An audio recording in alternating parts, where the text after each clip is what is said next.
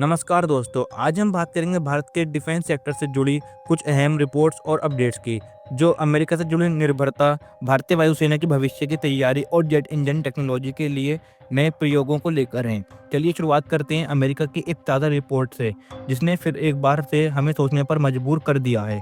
क्या हमें अपनी रक्षा ज़रूरतों के लिए किसी एक देश पर इतना ज़्यादा निर्भर रहना चाहिए? दोस्तों, हुआ कुछ ऐसा कि कुछ समय पहले जनरल इलेक्ट्रिक के इंजन डिले के चलते तेजस मार्क 1A प्रोग्राम में बड़ी बाधा देखी गई थी। अब हमें लगा था कि जब इंजन की डिलीवरी शुरू हो गई है तो बाकी प्रोडक्ट्स बिना रुकावट आगे बढ़ेंगे, लेकिन ऐसा नहीं हुआ। अब ST-40 एयरक्राफ्ट के साथ भी वही समस्या शुरू हो गई है। हनीवेल को इन एयरक्राफ्ट के लिए इंजन सप्लाई करने थे, जो पहले सितंबर तक भारत को मिलने वाले थे। लेकिन दोस्तों, अब खबर आ रही है कि इन सबकी डिलीवरी नवंबर में शुरू होगी और मार्च 2026 तक केवल 6 इंजन ही भारत भेजे जाएंगे। इस देरी का असर ST-40 प्रोजेक्ट पर साफ दिख रहा है। अभी तो हालात ये हैं कि पहला एयरक्राफ्ट जनवरी 2026 में डिलीवर होगा और बाकी 12 एयरक्राफ्ट उसी फाइनेंशियल ईयर के अंत तक पूरे किए जाएंगे।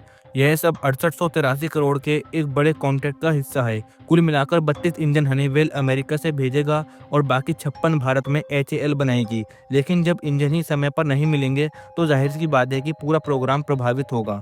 अब बात करते हैं भारतीय वायुसेना की, जहां एक और वह 4.5 और 5वीं पीढ़ी के लड़ाकू विमानों की दिशा में आगे बढ़ रही है। वहीं दूसरी ओर 2040 तक का एक और बड़ा प्लान सामने आया है।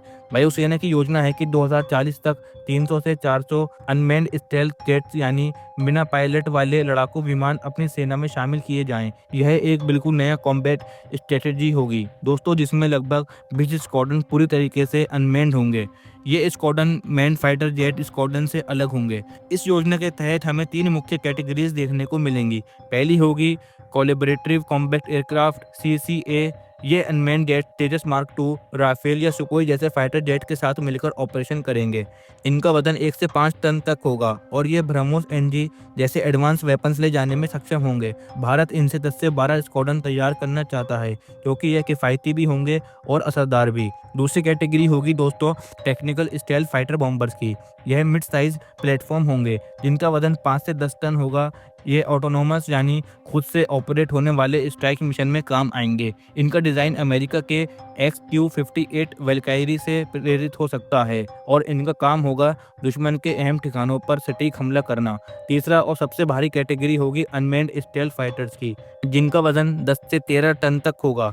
इनमें DRDO का घातक UCAV जैसी टेक्नोलॉजी देखने को मिलेगी। ये सुपर क्रूज तकनीक से लैस होंगे, AI से ऑपरेट होंगे और air to air, air to ground और दोनों तरीके के मिशनों को वो पूरा कर सकेंगे। एक सीनियर अधिकारी के मुताबिक इन तीनों कैटेगरीज के तहत अलग अलग वजन और साइज के प्लेटफॉर्म तैयार किए जाएंगे, ताकि वायुसेना की सभी ज़रूरतों को पूरा किया जा सके। अगर यह सब योजना के अनुसार होता है तो भारत चीन और पाकिस्तान जैसे दुश्मनों को जवाब देने में सक्षम होगा।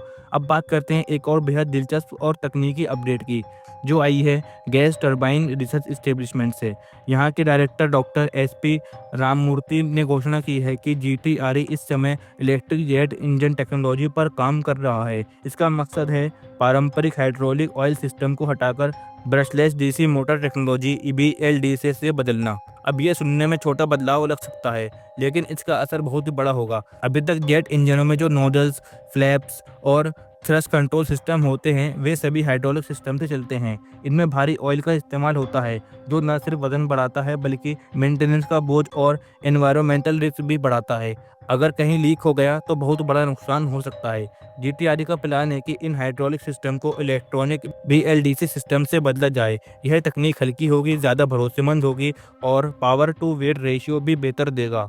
इससे जेट इंजन की एफिशिएंसी, परफॉर्मेंस और स्टेबिलिटी काफ़ी बढ़ेगी। आने वाले समय में यह तकनीक भारत के अनमैन्ड प्लेटफॉर्म और मिलिट्री एयरक्राफ्ट में इस्तेमाल की जाएगी। तो दोस्तों, आज की वीडियो में सिर्फ इतना ही। अगर आपको भी यह वीडियो पसंद आई हो तो वीडियो को लाइक कीजिए, और अगर आप ऐसी और धमाकेदार खबरें देखना चाहते हैं तो हमारे चैनल यम नॉलेज शो को सब्सक्राइब करना बिल्कुल ना भूलें। अब मिलते हैं एक और धमाकेदार वीडियो में, तब तक के लिए जय हिंद, जय भारत।